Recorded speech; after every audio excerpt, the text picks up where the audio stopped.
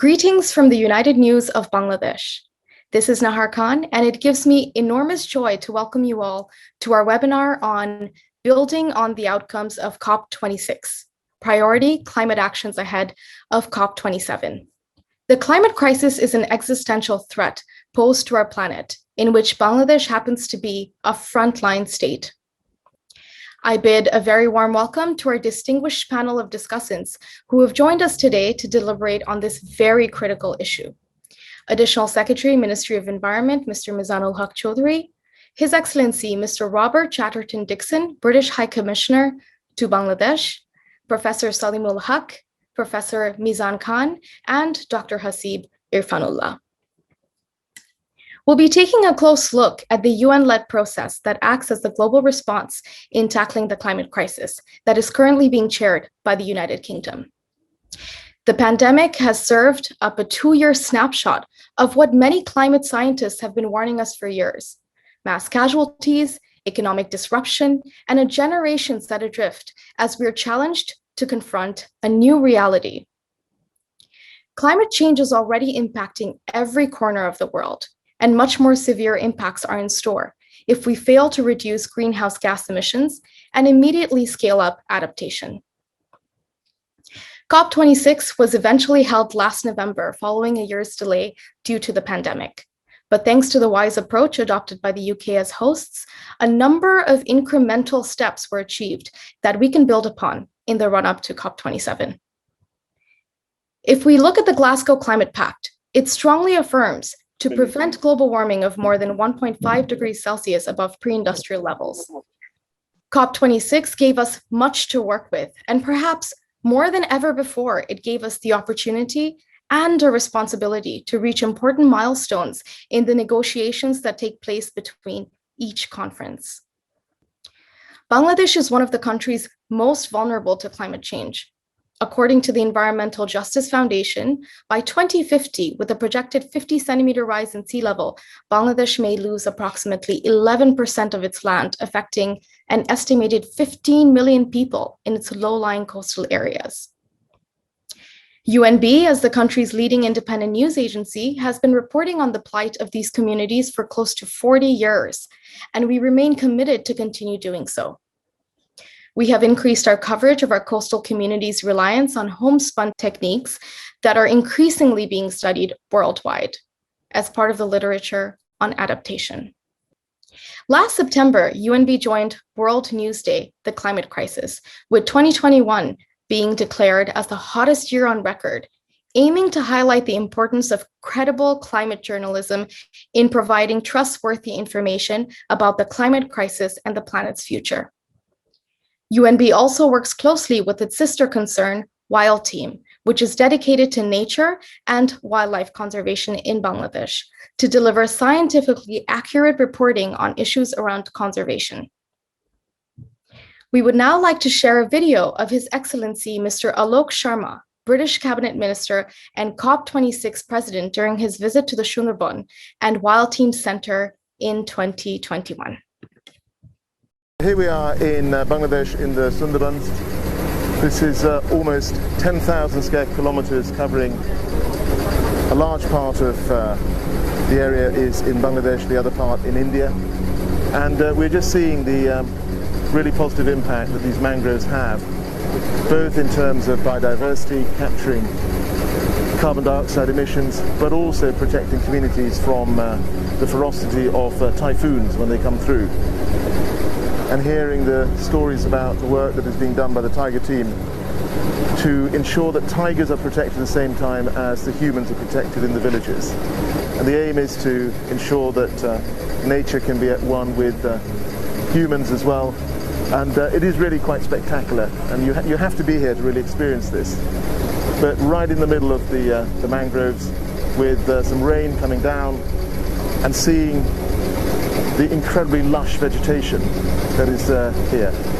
It's an absolute honor to be able to visit something like this.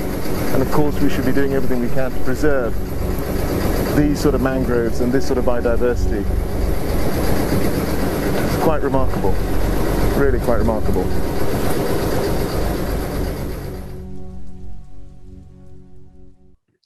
Without further ado, I would now like to welcome our first speaker today, Mr. Mizanul Huq Chowdhury, Additional Secretary, Ministry of Environment, Forest and Climate Change, and National Project Director of National Adaptation Plan Formulation Project of Bangladesh to make his deliberations. Mr. Chowdhury. Bismillahirrahmanirrahim. His Excellency Robert Chatterton Dickson, British High Commissioner to Bangladesh, Professor Climate Expert, Professor Saleemul Huq, and Climate Expert, Dr Nahar Khan, distinguished guests, ladies and gentlemen, Assalamu alaikum. A very good morning to you all.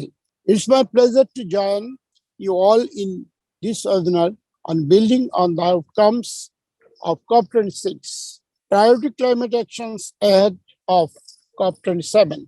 Excellencies, human-induced climate change is already creating many weather and climate extremes, not only in developing countries, but in every region across the globe, irrespective of developing or developed countries. Being one of the hardest hit by climate change-induced disaster, ranked 7th among the most vulnerable countries in the world, the COP27 was very crucial for the future progress of the people of Bangladesh.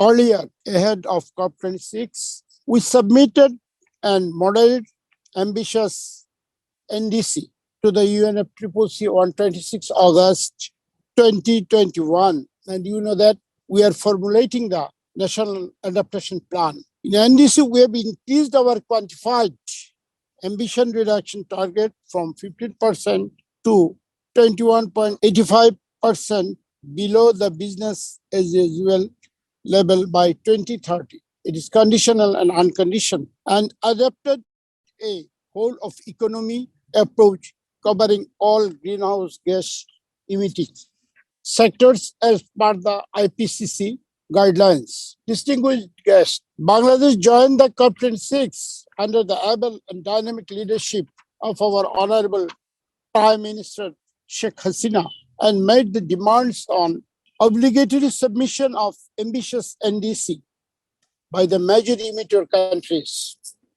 Secondly, fulfillment of the developed countries' commitments of providing $100 billion per year. Third, transfer of clean, green, and advanced technology to the most vulnerable developing countries. Fourth, addressing the issue of loss and damage. And the last, the requirements of a common global commitment for leaving a healthier planet for our future generation. Ladies and gentlemen, with the able leadership of the COP26 presidency, UK delegates from 197 parties forged agreements and adopted the Glasgow Climate Pact, aiming to strengthen ambition in collective climate actions in this decade. The package of decision consists of a range of agreed items, including strengthened efforts to build resilience to climate change, to curb greenhouse gas emissions, and to provide the necessary finance for the both adaptation and mitigation. Parties welcomed the recent pledge made to the Adaptation Fund, totaling USD 351.6 million, and to the LDC countries fund, totaling 605.3 million. However, the developed countries in action in deliver of US 100 billion to developing countries has been noted with deep regrets. Ad hoc work program agreed for setting up a new collective quantified goal from 2022 to 2024 under the CMA. The parties recognized that the impacts of climate change will be much lower as the temperature increase of 1.5 degrees Celsius compared with 2 degrees Celsius, and resolve to pursue efforts to limit the temperature increase to 1.5 degrees Celsius. But it's also agreed that limiting global warming to 1.5 degrees Celsius requires rapid, deep, and sustained reductions in global greenhouse gas emissions, including reducing global carbon dioxide emissions by 45% by 2030 and to net zero by 2050. For the first time, nations are called upon to phase down unabated coal power and inefficient subsidies for fossil fuels. A loss and damage functions of Santiago Network agreed.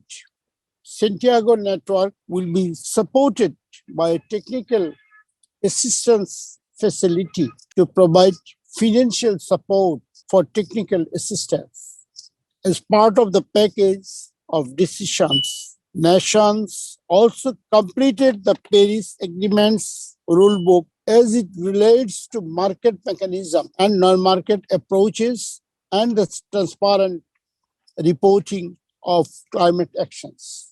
Respected participants, yet we have a long way to go.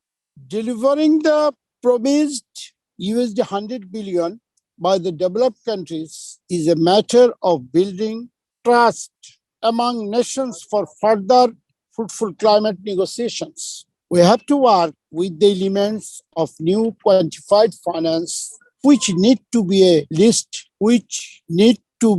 at least doubled of the $100 billion ceiling, along with a transparent and efficient tracking mechanism.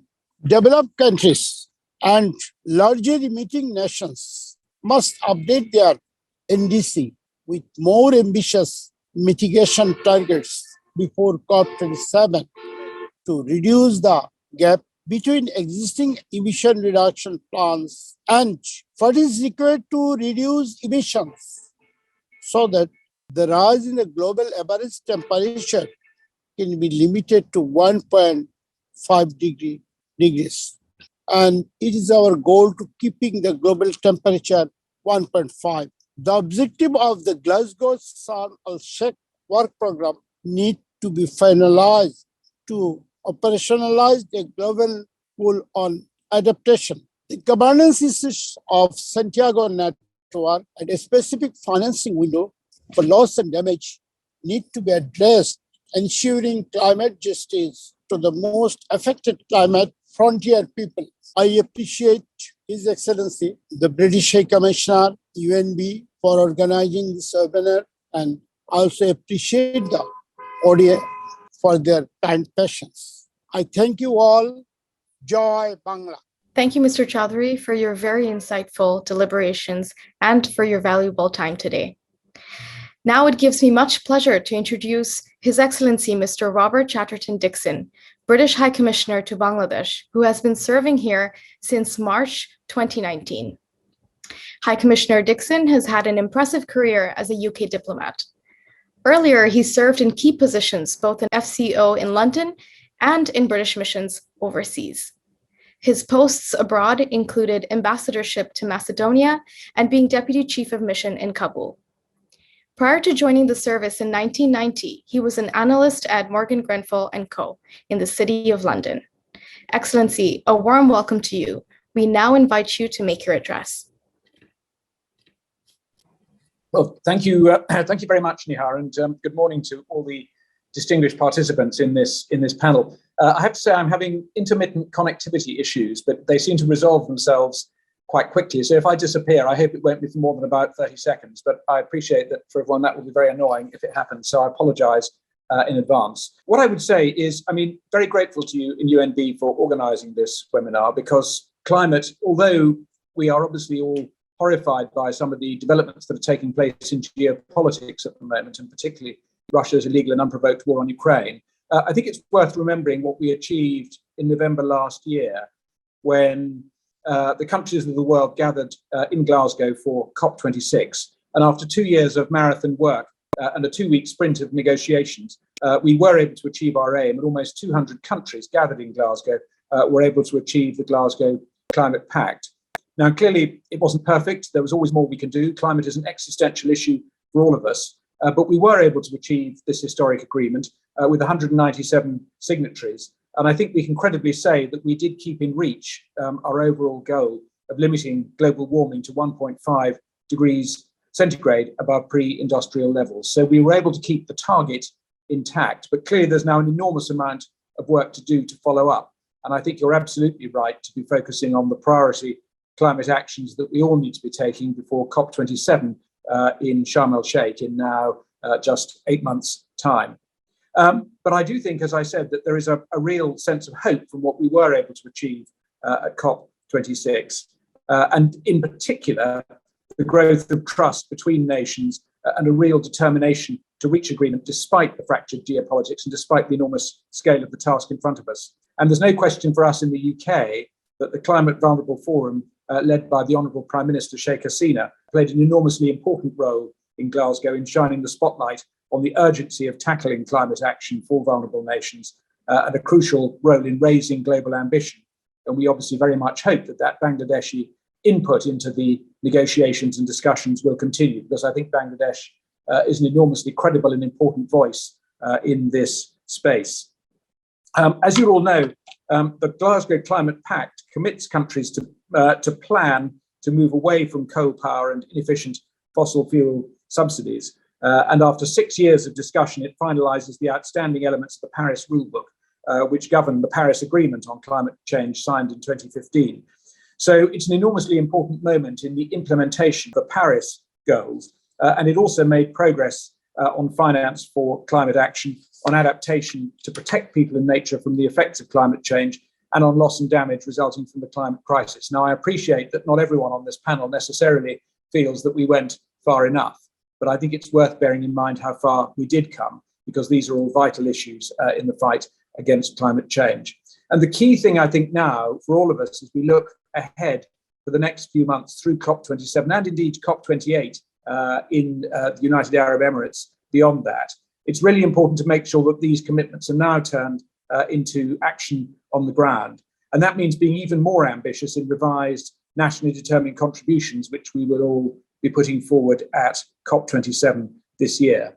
And in the case of Bangladesh, I'm very encouraged that the Ministry of Environment, Forest and Climate Change is drawing up a strategy to implement the Glasgow Leaders Declaration on Forest and Land Use, which commits signatory countries to halt and reverse deforestation by 2030. And that's obviously an enormous important issue in Bangladesh as it is elsewhere. And I'm also pleased to hear that Bangladesh is already working on a revised nationally determined contribution, because it's really up to all of us now to protect and strengthen the gains that we made at COP26. And I think if we look ahead at what might be possible for countries that were not able to make a net zero announcement at Glasgow, we very much hope that a net zero announcement will become a possibility as we look ahead in the future and towards COP27. And we continue to look forward to the Bangladesh National Adaptation Plan, which sets out which we hope will set out far-reaching and transformative adaptation measures. And the recent publication from the Intergovernmental Panel reminds us we all have an enormous amount to do, but focused on adaptation at least as much as on mitigation. And really, we feel as COP26 president, our work began in Glasgow. And of course, there was an enormous amount of work by the COP president designate leading up to Glasgow. And it was very nice to be reminded at the beginning of the forum about his really remarkable visit to Bangladesh in June of last year. But we're going to be working with others to take action and honour promises which were set out in the Glasgow Climate Pact to increase climate ambition. And we will be providing technical. And I'd just like to end by looking at what we'll be doing here in Bangladesh as the UK, both in our presidency role, but also using climate and taking the part of climate as an enormously important component of the overall bilateral relationship, which is so strong between Bangladesh and the UK. So as we announced at COP, we will be providing £120 million between 2021 and 2027 for the Bangladesh Climate and Environment Programme, which will do a whole range of things, including help scale up locally led adaptation, where Bangladesh has so much to teach the world, expand renewable energy, which at the moment is a small part of Bangladesh's overall energy mix, but clearly could become a much more important part of that mix, and will need to do so if an ambitious NDC is going to be reached.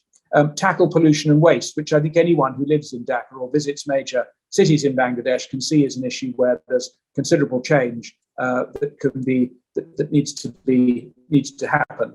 And also develop and empower the next generation of climate leaders, because one of the many great things about the issue of climate in Bangladesh is the extraordinary degree of engagement by young people particularly, and by civil society organizations. And we'll be working with partners here to try and develop that and build on that very strong foundation. And I've no doubt that UNB will continue to be part of that. We'll also be supporting the Global Centre of Adaptation Office, which has now been established here in Dhaka, to make sure that we take lessons in adaptation from people on the front line, including in Bangladesh, and scale them up across South Asia and in other parts of the world. And we'll be facilitating exchanges of expertise between the UK and Bangladesh, which aims to strengthen the mutual learning and evidence gathering, which is already a strong part of our relationship to tackle the common threat. So this remains an enormously important part of our overall global work, but also an important part of what we do as the UK High Commission here in Bangladesh. And I'm very grateful to you at UNB for organising this panel, very grateful to the distinguished people who have agreed to take part, and look forward to hearing from them with more of the detail of what we need to be doing. But thank you very much for the opportunity to speak this morning, and look forward to hearing what others have to say. Dhanyavad. Thank you, Excellency, for your very insightful and illuminating address. You continue to work actively during your tenure in Bangladesh, and we are very grateful for that. So thank you. Our next discussant, Professor Saleemul Huq, is the director of the International Center for Climate Change and Development and professor at Independent University, Bangladesh. Professor Huq is an expert in the field of climate change, environment, and development, who has attended all Conference of the Parties and provided training to the LDC negotiators. He was awarded 2020 National Environment Award by the Government of Bangladesh for his contribution to the development of the environment, and was appointed Officer of the Order of the British Empire for services to combating international climate change. Professor Huq, we welcome you to make your remarks. Thank you very much, Nahar, and congratulations on putting together this wonderful panel. So I will make three sets of remarks. Firstly, about the COP26 outcome, and then how do we take that forward. Secondly, about the actual impacts of climate change, which are now a reality around the world, and that supersedes talking about it at the COPs. We have to deal with it in reality. And thirdly, about possible avenues of further collaboration, building on a very strong foundation between the UK and Bangladesh to tackle climate change.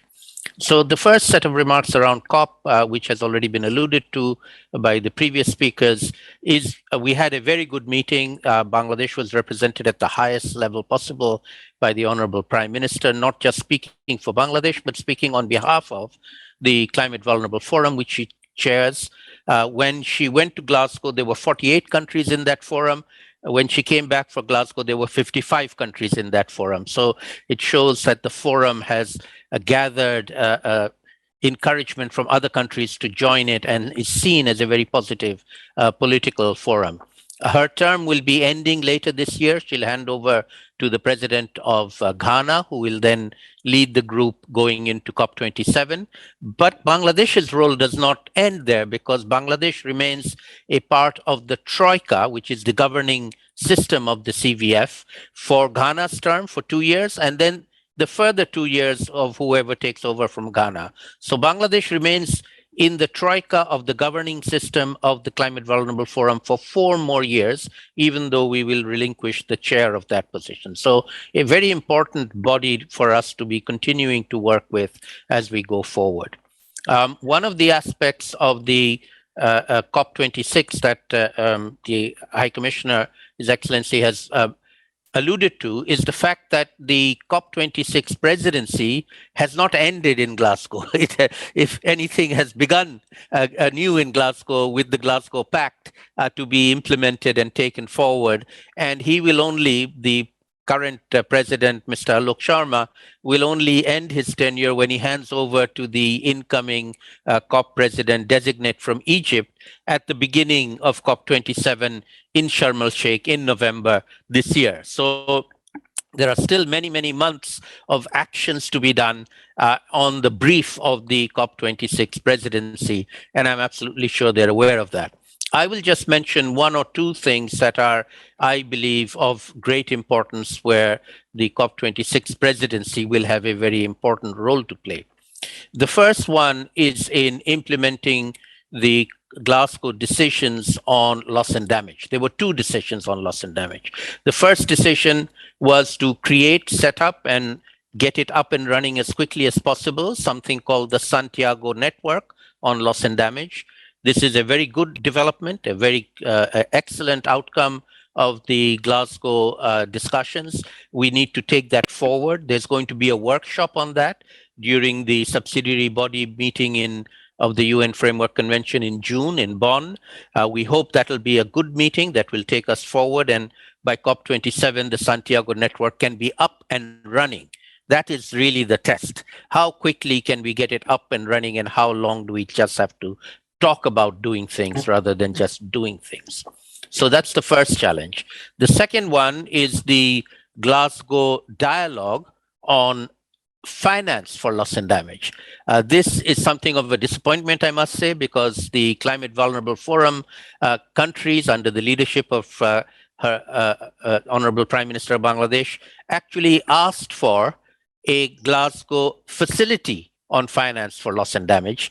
That facility text was in the text of the draft Glasgow Agreement, but was downgraded to a Glasgow dialogue instead of a Glasgow facility at the last minute at the behest of a number of developed countries who did not want to create the Glasgow facility in Glasgow. That was a certain disappointment for many of the vulnerable countries. Nevertheless, we have the dialogue. Incidentally, the dialogue is a 3-year-long dialogue. And so our expectation is not that we talk for 3 more years before we do anything. We need to be doing things while we talk. And that is the responsibility of the COP26 presidency, to ensure that we have a fruitful dialogue. Right now, we have no idea what that dialogue is going to consist of, how it's going to be held, where it's going to be held, when it's going to be held, who's going to be invited to it. So I would ask His Excellency to try and find out from the COP26 presidency and let us know. I would be very interested in participating in that if there is an opportunity to participate. So far, I haven't been able to find out if there is such an opportunity or not. And so we hope that that dialogue will actually lead to something more substantive than just talk, talk, talk, as Greta says, blah, blah, blah, which it is if all we do is talk.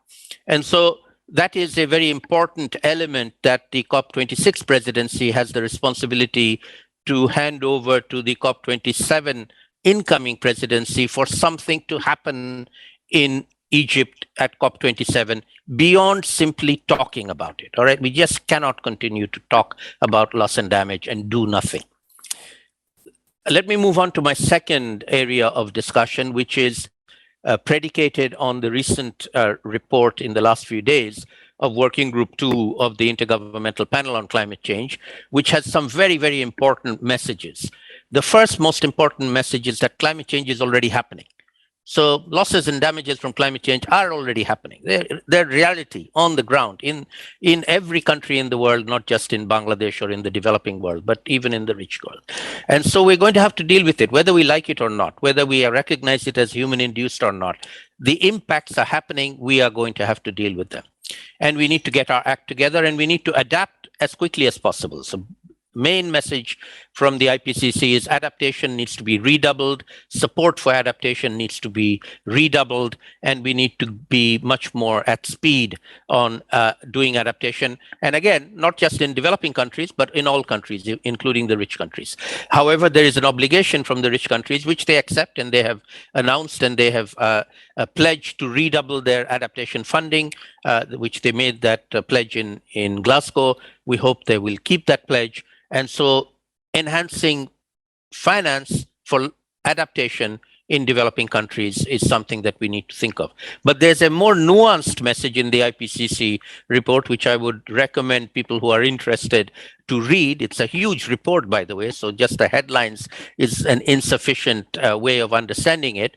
On the adaptation, the lead authors who studied the adaptation now have quite a body of evidence and papers, scientific papers in the many hundreds available to assess our experience of investing in adaptation. And one of those assessments that we have found, and they have found, and they have highlighted, is that not all of it has been successful. There are very significant instances of adaptation funds, projects, activities that have led to maladaptation, the opposite of what was intended. That's not right. That's not good. We need to do better. And so just putting more money into doing more of the same is not what we need. We need more money, but we also need to do something different, learn from our mistakes, and don't repeat those mistakes. And that's something very, very important to remember as we go forward. And I'll just mention one of the elements that they identified as causing this maladaptation. That element is a very, very top-down approach by the global community of experts and national experts, thinking that they know what adaptation is, thinking that they know what is best for the people, coming with a lot of money, with a lot of top-down ideas of what needs to be done, and telling people to implement what they think is right, and then finding out that it doesn't get implemented, or if it does get implemented, it doesn't really work very much. And the missing link is the people were not consulted. The vulnerable people themselves who are feeling the pinch of climate change have a lot of knowledge that we need to be building on and supporting, and not just telling them what they have to do because we know what's best for them, which is the paradigm that we have been applying so far. So international banks, the FCDO, bilateral agencies, all the global experts fly into a developing country, tell them what they need to do, give them a bunch of money, and it didn't work. All right, so this is something, a big lesson that we need to take on board. And as many of you will know, one of the areas that we work on in Bangladesh is particularly good at is locally led adaptation, getting local people to be part of that decision making, both at the planning stage, at the implementation stage, and indeed even at the monitoring and effectiveness evaluation stage. So a very important element in how to do adaptation versus not just doing more of the same of what we've been doing in the past. And my third and final set of remarks is to build on a very well-established and historic relationship between the UK and Bangladesh in my area of work, which is academia, research, universities. Many of us have studied in the UK. I can see Haseeb here is also a graduate and did his PhD in the UK. I did mine at Imperial College. And there are many dozens of academics in Bangladesh who did their PhDs and studies in the UK, have very good relationships. And over the years, we have established quite a substantial body of collaborative research between academics and researchers in Bangladesh and the UK on poverty and development before, in the past, increasingly now climate change as well. But the way these have been done has been very ad hoc. We apply for a grant here and a grant there, and we do a piece of work here and a piece of work there. It didn't really add up to what it should have added up to, which is much more than the sum of the parts. My request, therefore, is in the new funding that the FCDO is now placing before our Bangladesh for our looking at and developing our further ties. Can we build on that relationship and foundation of collaborative research and researchers to now have a much more strategic outcome for the next 5 years of supporting research, collaborative research between academics and researchers in the UK and Bangladesh on the twin goals, and these are global goals, not just Bangladesh goals or UK goals, the twin goals of tackling climate change and poverty at the same time. This is really the issue of the globe of today, poverty and climate change. We can do them both. And Bangladesh and the UK have a lot of knowledge and experience that can be combined together for the global good. These are global outputs for global, information for the next IPCC report, for example, for us to generate if we do it strategically rather than in an ad hoc way. Right now, we're doing it, but we're doing it very ad hoc. And I would like to propose to the High Commissioner in particular and his colleagues in FCDO that we try and design a more strategic 5-year program of collaborative research between the UK and Bangladesh to tackle the twin threats of climate change and poverty globally. We will do it as two countries, but we will do it for the global good. I'll stop there. Thank you very much. Thank you, Professor Huq, for your pertinent points, which have been most incisive and insightful. Our next speaker, Professor Mizanul Khan, has a PhD in environmental policy and management from University of Maryland School of Public Policy and is the Deputy Director of the International Center for Climate Change and Development. He was also an adjunct professor at the Natural Resources Institute, University of Manitoba, Canada, and has been a visiting professor at Brown University, USA. Before joining as chair of the Department of Environmental Science and Management at NSU, he served as UNDP Environment Policy Specialist. He has also been attending the UN Framework Convention and climate change as the lead negotiator on climate finance with the Bangladesh delegation. Professor Khan, we are pleased to have you here and we welcome you to make your deliberations. Already the contracts have been set by the previous speakers. As I have been attending, as Madam Nahar has mentioned, about 20 years ago, and dealing with climate finance, but I'm getting tired. I got tired of talking about climate finance, which our Additional Secretary, Mr. Mizan, and Dr. Saleem also have referred to. But initially, I will mention a few points on climate finance, and then I will deal a little about the global politics and economics of climate change. You know, climate finance is the most intractable issue, which in fact causes extension of almost every COP now for the last few years. We have 2 weeks of negotiations, but because of climate finance indecision, always COP is extended just for a day or 2. We expect that Sharm el-Sheikh will not face this problem. Climate finance, you know, as our additional secretary referred to about the quantified goal of $100 billion. But now this 100 billion euro, which British Prime Minister Gordon Brown has raised back in October 2009 at the Cape Town Commonwealth Conference, as I remember, then the British Foreign Secretary, Lady Foreign Secretary, took up as $100 billion instead of euro. And now, over a decade, if we calculate the inflation rate, for example, then those $100 billion has gone down way down. And now still we are further away from this goal. Real climate finance is about $25 to $30 billion. Oxfam has shown in their reports, though the OECD report claims that about $79 billion has been delivered, but there is a huge Himalayan gap between the claimed delivery and the actual receipts on the ground.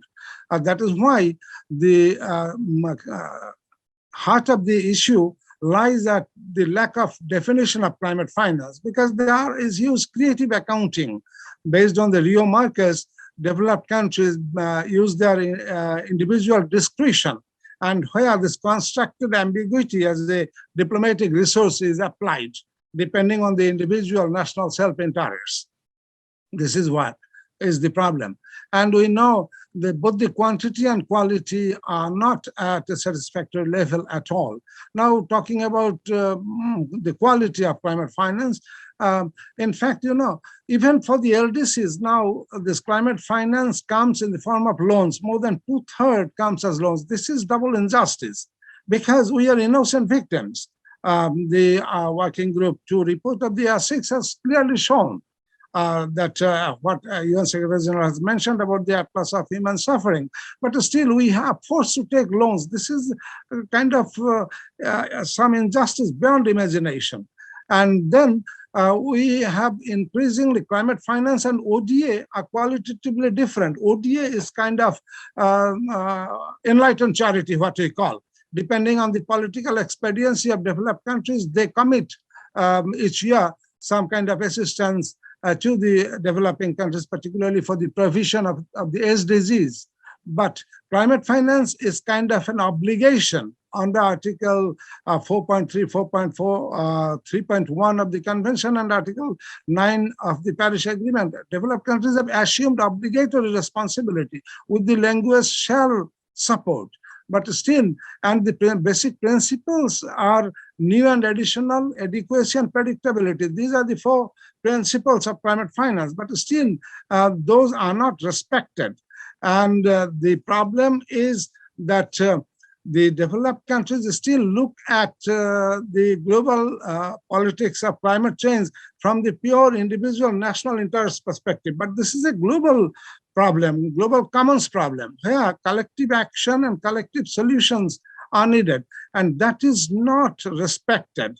Still, we live in a world, Westphalian world, about 300 years back, where this European state system has been formed, and national sovereignty and territorial integrity are the main concerns of maintaining independence of a nation. But we live in a world of 21st century. Here, national interests must be put on an enlightened framework, which we are not achieving yet. Another problem is, as I mentioned, ODA and climate finance are qualitatively different, but now increasing amount of ODA is delivered as climate finance because we have better mutuality of interest. The tragedy is ODA goes down, overall global ODA goes down now, but climate finance, we are having some increase in climate finance. So this is kind of a double injustice. Starting from 1970, you know, there is a gentleman's agreement that 0.7% of the GNI of the developed countries will be delivered as aid to the developing countries. But globally, still, we are less than half of it. But some developed countries have crossed that limit, led by Sweden, which provides about 1.21% of GDP. We feel very sorry that UK, as the leader of climate diplomacy, has now, has gone down in their commitment from 0.7%, which they have committed to back in 2013. And now they have decided to go for 0.5% of their yearly income as ODA. So this we need to look at. So when we talk of climate finance nowadays, we need also to think together with the ODA. This is another point. Then now I will focus a little further on the climate diplomacy, on politics and economics of it, global. We find a serious disconnect between the global climate science and the climate policy, both internationally as well as nationally. Huge disconnect. And this disconnect continues because of one basic biological problem we human beings have. Biologically, we human beings respond to the immediate concerns, to weather, not climate. Climate is a decadal issue, at least the average temperature of 2 to 3 decades. And that is what is not considered by this, particularly the citizens and the political leaders of the developed countries who must take lead. This is one thing. So our responsibility should be to make climate risks visible so that the citizens feel the pain of it. The countries feel the pain of it, and they are feeling the pain of it. Germany, for example, has witnessed about 200 deaths just a few months back. So, and everywhere this is happening. America also is being inflicted very heavy casualties nowadays. And the politics, as I have mentioned, we need to put global climate diplomacy is different from other kind of diplomacies where national interests get precedence over the collective interest, certainly. But climate change is a global problem. It's a survival, as Madam Nahar has mentioned rightly, that it's an existential threat. We cannot deny it anymore. It's a fact of life. And where economics comes in a big way, For example, still our mainstream model is based on the net present value, which only prefers investment for near term. And our businessmen don't invest in something where benefits come a little longer. That is where we need to kind of think of collectively of imposing a social discount rate in climate investments. This is something very urgent that I feel. Otherwise, we cannot have any decision. And based on that, from the LDC perspective, I can tell that we started at the convention time back in '92 with better sense of climate justice. But now we are, though climate convention is based on neoliberal justice and market principles, but still we are moving further and further away from those basic climate justice. Now we are moving further to market justice, for example, neoliberal market justice. And market justice favors the stronger ones who have market power. But we, from developed country citizens, developing country citizens, and the LDCs, we don't have that kind of market power. That is why private sector cannot, do the job of solving this collective problem. Private sector certainly will be needed for making their investments more resilient and climate resilient. But for solving collective action problem, we need international public finance, where we always argue that we need to apply the polluter pays principle, and based on these industrial countries apply the polluter pays principle within their territory. But because emissions struggle across the borders, they don't stay put within their borders. So developed countries and now the major emitters from developing countries also don't care. But earthly waste dump, for example, in industrial countries is extremely costly because that condemns the citizens to suffer. But climate emissions straddle beyond their borders, they don't stay put. So this kind of no compliance of the assumed obligations that developed countries have assumed under the convention. So this is what I wanted to share. Thank you very much, Madam Nahar. Thank you, Professor Khan, for your thought-provoking remarks today. Our next and final speaker, Dr. Haseeb Irfanullah, has evolved from being a botanist to an aquatic ecologist to a conservationist and a development practitioner. Over these years, he has developed interest and understanding of climate change adaptation, disaster risk management, natural resource management, biodiversity conservation, and environmental governance. Dr. Irfanullah, we welcome you to make your remarks. Very interestingly, the MUJI plan is probably one of the first documents that appreciates such potentials through employment generation, through nature conservation, which is amazing. So can't we take these plans, the revised one, the updated one, and the implementation story to the COP27 in Egypt in November this year? Finally, as I conclude, indeed, the COVID has delayed our graduation from the LDC status by a few years. But we should use this additional time to change our mindset as well. We need to move forward being called the adaptation capital of the world, or adaptation leader, or adaptation teacher. I would love to see Bangladesh being more vocal globally and amazingly aggressive to raise funds for its prosperity and other development plans. It is great to see that my country is annually, despite the COVID, annually spending more than 4% of its annual budget, almost 0.75% of GDP to tackle climate change. But how long should we receive external funding just to prepare our national adaptation plan or updating our Bangladesh climate change strategy and action plan? We need to be aggressive to funding our climate plans. What is stopping us desperately starting that before COP27? That's all from me. Thank you very much. Thank you, Dr. Irfanullah, for your well thought out and informative remarks today. With this webinar coming to a close, I would like to extend a special thanks to His Excellency, Mr. Robert Chatterton Dickson, for his valuable and brilliant participation and support. We have a long history of collaboration between Cosmos Foundation and the British High Commission. On behalf of UNB, I would like to thank all our distinguished speakers and discussants who have each provided a unique, incisive, and insightful deliberation on climate crisis. In conclusion, may we join our hands in applauding this very successful event. Wishing you all good health and all the best.